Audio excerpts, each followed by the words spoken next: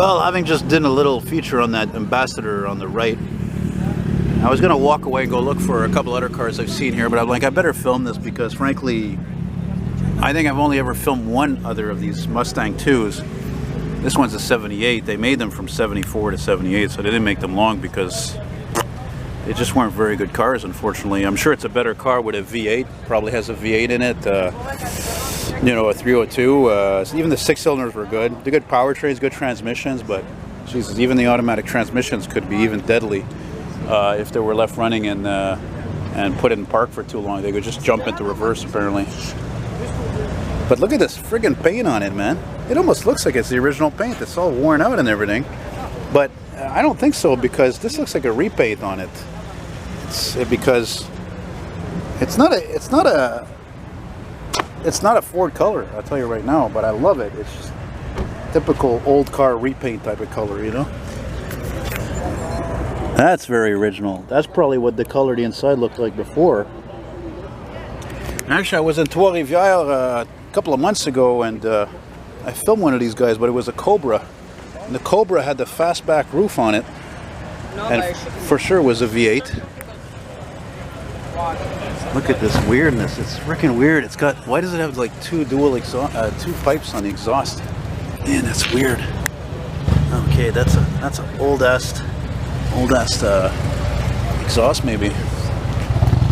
You know, again, these were not the most popular Mustangs ever made, for sure. I mean, there's no question about it. Again, I don't know if it's a coincidence it's next to that Ambassador, because again, it's the same qualification, you know, like not really appreciated enough, kind of hated.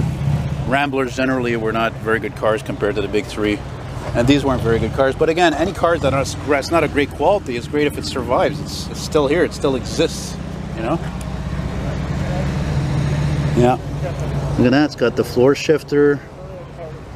It's a nice little car. It's a tired old car. It needs work, but it's good driver condition. You just drive it, just enjoy it. Man, I love these freaking old school mags. Holy shit, I think GM had these as options or something in the late 70s, but they were rarely ever ordered. But there's no caps. I don't know what make they are. They're really amazing.